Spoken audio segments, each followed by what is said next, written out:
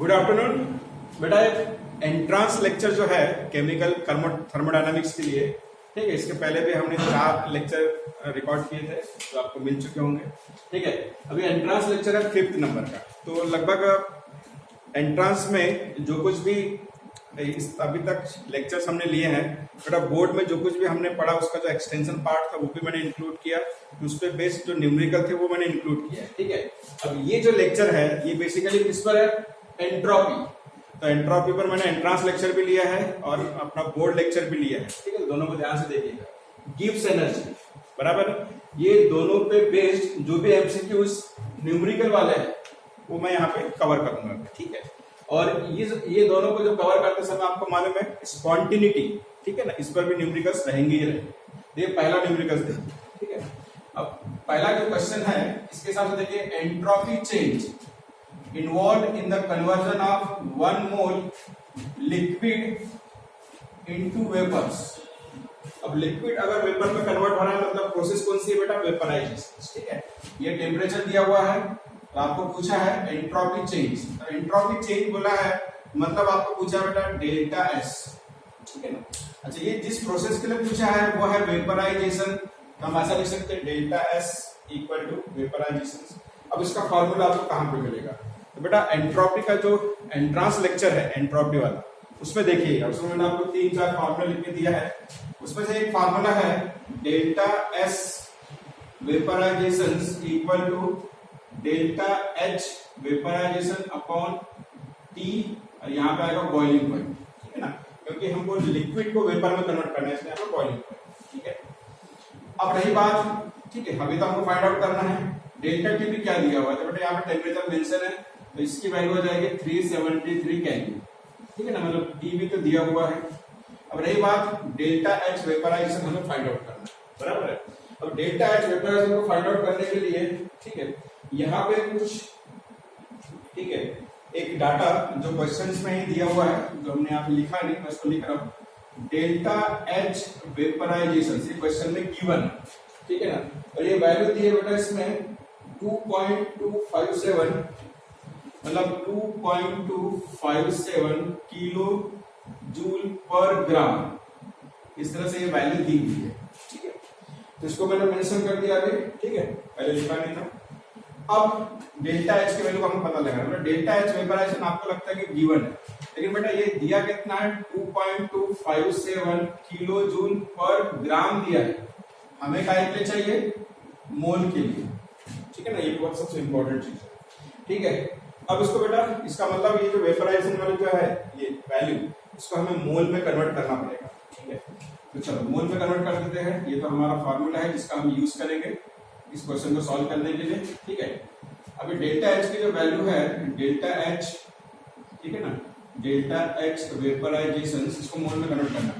तो 2.257 multiply by, अब यहाँ पे बेटा बेसिकली किसको यूज कर रहा है, किसका वेपराइजेशन हो रहा है? वाटर का। आपको मान लो एक मॉलिक्यूल जो रहता है, ठीक है ना, बराबर है, वाटर का जो मोलर मास है कितना आता है बेटा? 18 ग्राम।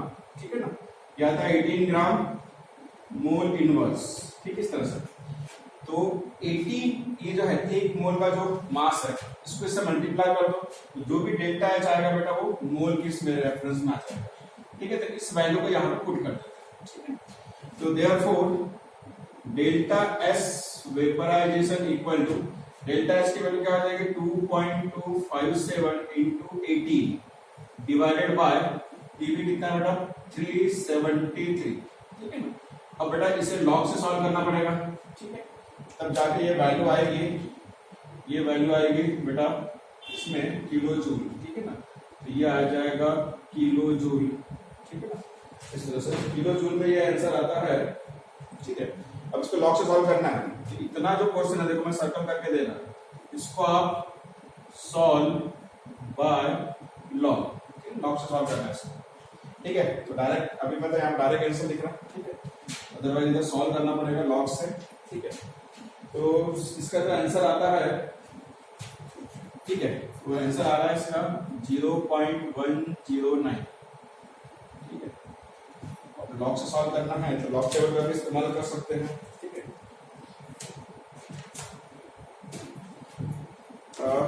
इसको लॉग से सॉल्व करते समय, ठीक है, वैसे लॉग तो आपको आता है इसलिए ज्यादा सम जो है हम लॉग से सॉल्व नहीं करेंगे, हम समय बचाते हुए चलेंगे ताकि मैक्सिमम न्यूमेरिकल सम ले सके। ठीक है, आपको लॉग से इसको सॉल्व करना है तो लॉग 2.257, ठीक है ना, इसका लॉग, ठीक है, इसको थोड़ा सा इधर से लिखते हैं ताकि हम इसको लिख सके। लॉग 2.257, देन इसके बाद में लॉग 80, ये दोनों का जो भी लॉग आएगा बेटा उसको प्लस करना, उसमें से माइनस करना, लॉग 373, ठीक है, इस तरह से। तो ये 0 पॉइंट में आएगा, इसका कैरेक्टरिस्टिक 1 पॉइंट रहेगा, इसका कैरेक्टरिस्टिक 2 पॉइंट रहेगा। ठीक है, तो चलो हम इसको देख ट्राई कर लेते हैं। 2.257 मतलब 22 का 57, 22 का 5 आता है बेटा 3522 और 7 आता है 14, तो 3522 और ये 40 इस तरह से ऐड करना पड़ेगा।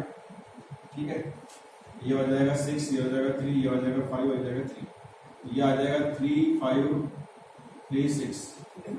18 का जो है 18 का आ जाएगा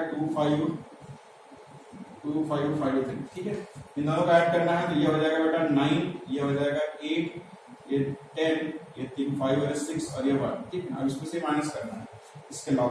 37 का 3, तो 37 का 3 जो है ये आता है 5717। ठीक है ना, तो इसको माइनस कर लीजिए तो ये हो जाएगा 2, ये हो जाएगा बेटा 7, अब यहाँ इधर से बोरो करेंगे तो ये 10 में से 7 गया 3, ठीक है, ये 5 में से 5 0, ठीक है, और ये माइनस करें तो ये 1 बार आएगा इस तरह से। ठीक है, अब बेटा इसका क्या निकालेंगे बेटा, एंटी लॉग।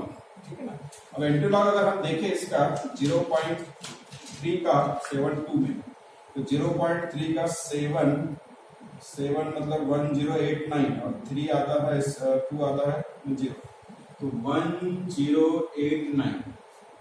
ठीक है ना, अब इसमें अब आपको मालूम है एक नंबर के बाद पॉइंट देना है, इंटू 10⁻⁴ इसका लिखना -1, तो इसको ये पॉइंट इसको अगर यहाँ पे यूज करेंगे तो ये हो जाएगा 0.1089। अब ये जो आंसर आया है यहाँ पे, ठीक है ना, ये जो आंसर आया है यहाँ पे, ये आंसर और ये आंसर देखिए बिल्कुल सेम है, 0.1089 और 0.109, मतलब नियरली सेम। ठीक है, तो बेटा इस तरह से ये न्यूमेरिकल यहाँ पे खत्म होता है। ठीक है, चलो चल बेटा ये जो क्वेश्चन हमने अभी सॉल्व किया इसका जो आंसर आया बेटा 0.109।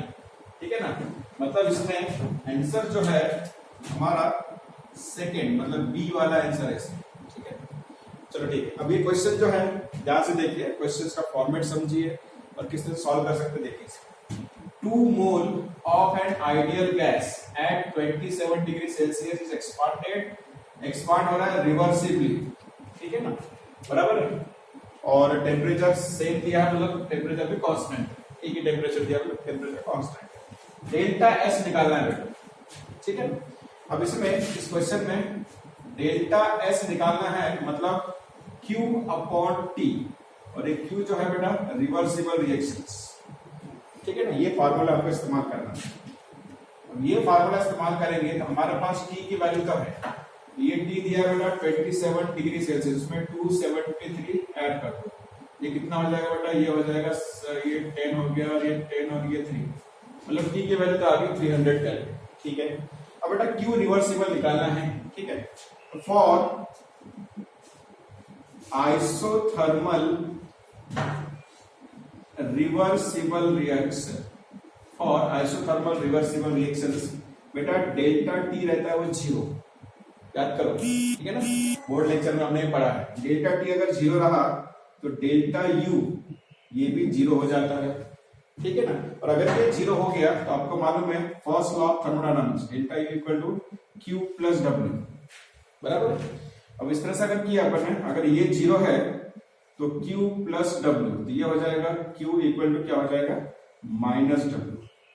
आपको अगर याद हो तो ये हमने डिराइव किया था। ठीक है, मतलब अगर हमको यहाँ पे Q पुट करना है तो क्या इस Q के जगह पर हम W फाइंड आउट कर सकते हैं, बिल्कुल कर सकते हैं। ठीक है ना, तो आपको मालूम है W का फार्मूला क्या है, W इक्वल टू, ठीक है ना, -2.303 nRT log to the base 10 V2/V1। ये फॉर्मूला हमारे इसमें हमने पढ़ा वर्क केस में, ठीक है। तो इस फॉर्मूले के हिसाब से अगर देखें तो हमारे पास क्या क्या है, ठीक है।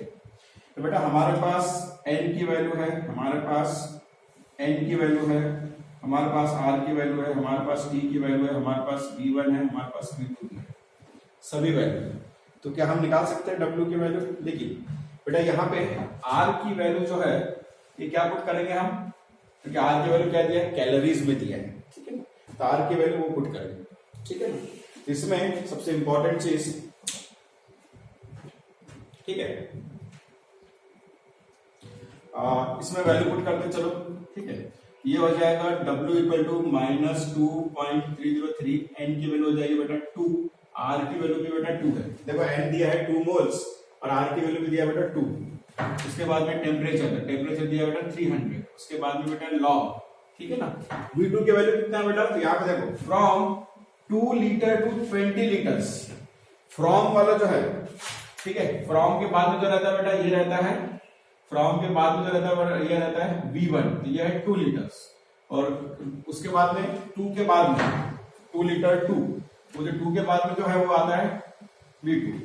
यहाँ पे क्या आ जाएगा बेटा, लॉग के ऊपर 20/2, ठीक है। अब इस केस में इसको काट दीजिए, ये हो जाएगा 10, और आपको मालूम है log 10 का मतलब क्या होता है, 1, ठीक है। मतलब इसमें W का ये हो गया -2.303, n की जगह पर हमने ऑलरेडी पुट कर दिया है 2, इसकी जगह पर हमने ऑलरेडी पुट कर दिया है 2, ठीक है ना। उसके बाद में 300 और इधर आ जाएगा बेटा ये 1, ठीक है ना। log 10 मतलब 1 हो जाएगा। चलो ये आ गया, ठीक है ना। अभी जो भी आया बेटा W इक्वल टू, ठीक है ना, इस वैल्यू को ही हम आगे प्रोसीड करेंगे, ठीक है ना। अब बेटा इस फार्मूला को करो, ठीक है। तो हमें निकालना है डेल्टा S, तो Q, ठीक है ना। तो हम पहले इसका कर लेते हैं। आपको मालूम है W इक्वल टू, ठीक है, हमने यहाँ पे फार्मूला पढ़ा था, W इक्वल टू नहीं, क्या पढ़ा था हमने, Q इक्वल टू -W, बराबर है। तो बेटा Q की वैल्यू हो जाएगी माइनस, और W की वैल्यू यहाँ पे क्या करें, -2.303 मल्टीप्लाई बाय क्या हो जाएगा 4, और ये हो जाएगा 300, इस तरह से, बराबर है। ये माइनस माइनस प्लस हो गया, तो Q equal to +2.303 multiply by 4 multiply by 300, ठीक है ना। ये Q वाला पार्ट आ गया, ठीक है ना। हमको निकालना है therefore delta S equal to Q/D, बराबर। अब इसमें डेल्टा S निकालना तो Q की वैल्यू आ जाएगी 2.3034 इंटू 300, बराबर है। तो आपको मालूम है T की वैल्यू क्या है, 300, तो 300 कट गया, ठीक है। तो Q का आंसर कितना होना चाहिए, 4 से इसको मल्टीप्लाई कर दो, 4 3 जा 12, 1, ये 1 आ गया, 4 3 जा 12, 1 देखिए 9, तो 9.212 मतलब अपना आंसर क्या आना चाहिए बेटा, D, ठीक है। ये जो भी आंसर आएगा इसको लेंगे हम कैलोरीज में, ठीक है ना, कैलोरीज, ठीक है। तो कैलोरीज पर कैलोरी ऐसा आ जाएगा आंसर, ठीक है। तो यहाँ पे बेटा ये न्यूमेरिकल्स यहाँ पे खत्म होता है, ठीक है, 4th वाला आंसर। बेटा नेक्स्ट क्वेश्चन इसी सीरीज में, ठीक है। अब ये जो क्वेश्चन है ध्यान से पढ़िए, क्वेश्चन है बेटा फॉर द रिएक्शंस, ठीक है।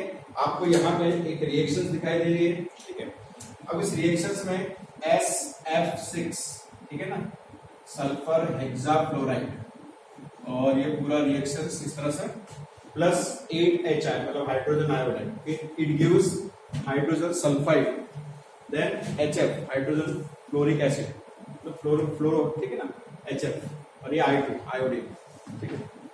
अब इसमें इस पर्टिकुलर क्वेश्चन में ये इक्वेशन दिया है, और आपको डेल्टा GF मतलब डेल्टा G की वैल्यू दी है सभी की, एक दिया है SF6 के लिए, एक दिया है HI के लिए, एक दिया है H2S के लिए, और दिया है HF के लिए, बराबर है। 4 वैल्यूज है आपके पास में, और आपको पूछा है कि डेल्टा G की वैल्यू क्या हो, ठीक है। तो मान लो ऐसा फॉर्मेट अगर दिया हो, ठीक है, तो एक इक्वेशन दिया हो, सभी की डेल्टा G फॉर्मेशन दिया हो, ठीक है ना, बराबर, गिव्स एनर्जी फॉर फॉर्मेशन सभी की दिया हो, सभी जितने भी इसमें इंक्लूड है इस पर्टिकुलर रिएक्शन में, और अगर आपको डेल्टा G पूछे तो आप क्या करेंगे, ठीक है। इस कंडीशन में बेटा एक फार्मूला है, इस फार्मूले को आप लिख लीजिए, delta G zero for reactions equal delta G zero formation of product, ठीक है ना। ये बोर्ड में फार्मूला यूज नहीं करते, ठीक है ना, ये एंट्रांस में यूज कर सकते हैं, एंट्रांस में है ये। तो डेल्टा जी फॉर्मेशन किसका, प्रोडक्ट का, माइनस यहाँ पे मान लो प्रोडक्ट एक से ज्यादा रहा तो यहाँ पे समेशन लेना पड़ता है, क्या लेना पड़ता है, समेशन। तो आप इसको इस तरह से लिख लीजिए, समेशन का साइन, ठीक है, यहाँ पे इक्वल का साइन, फिर यहाँ पे फिर समेशन देना पड़ेगा, फिर डेल्टा जी जीरो फॉर्मेशन, और यहाँ पे आ जाएगा बेटा फिर रिएक्टेंस, ठीक है।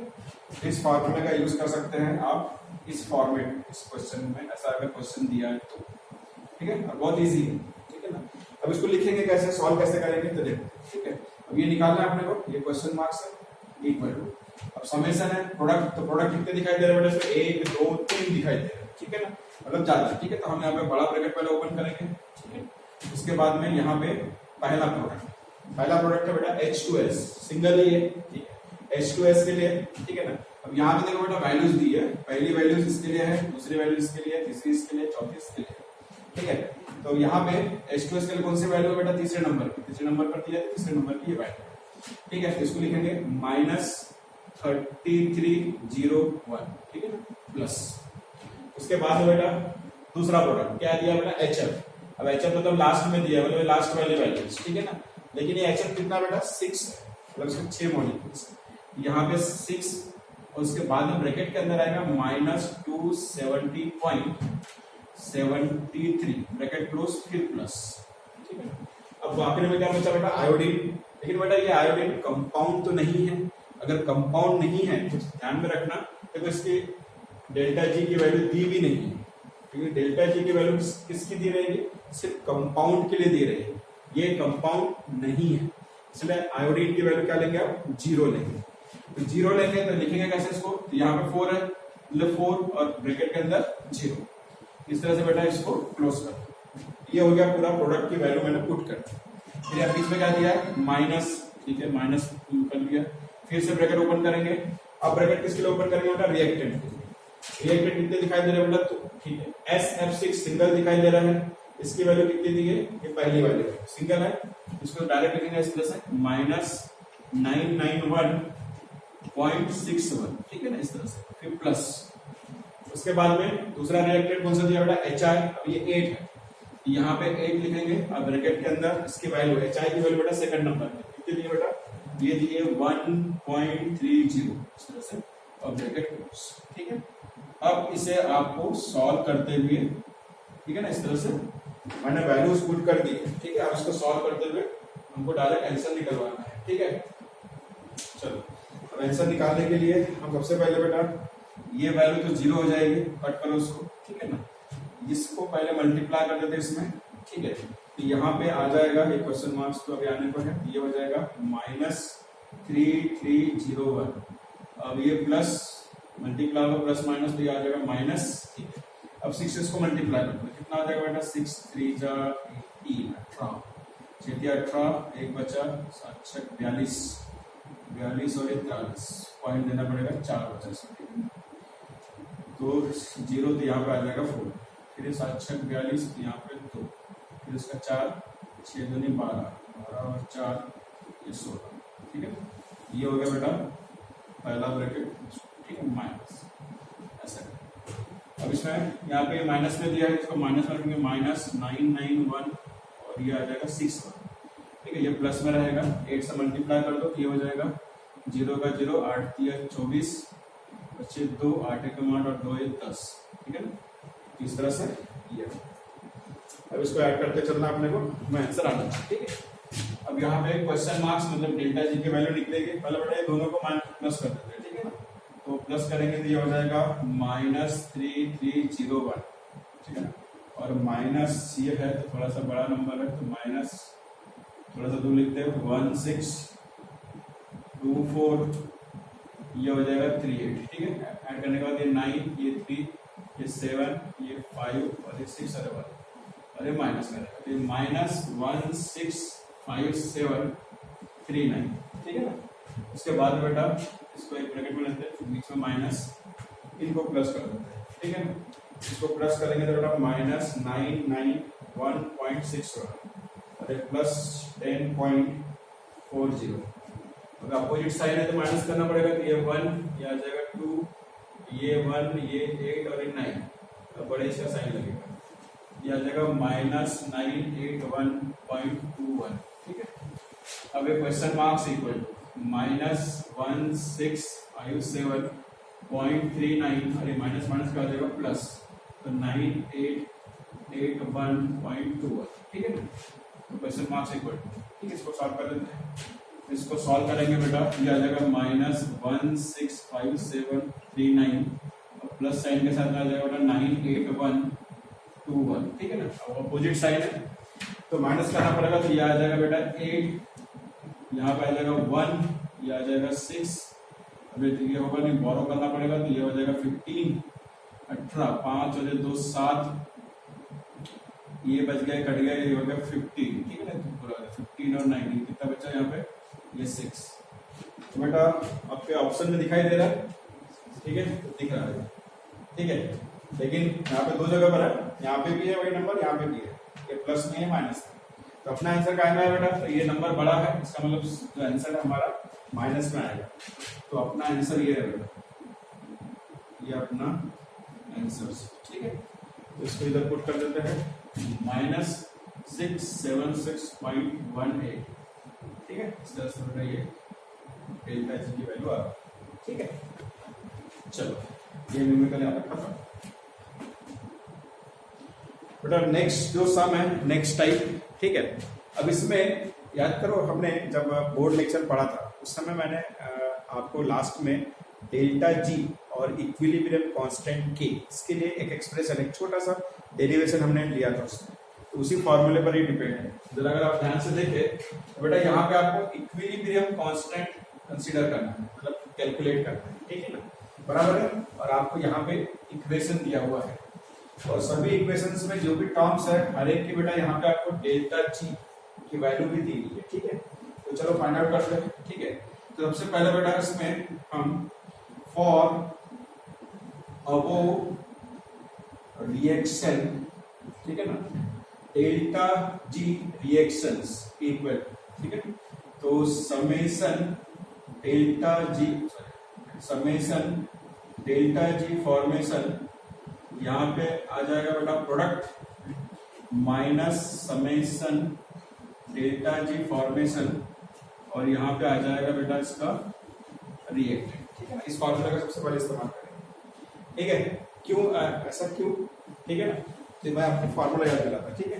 ये जो इक्विलिब्रियम कांस्टेंट हमको निकालना है बेटा, इसका फॉर्मूला क्या है, डेल्टा जी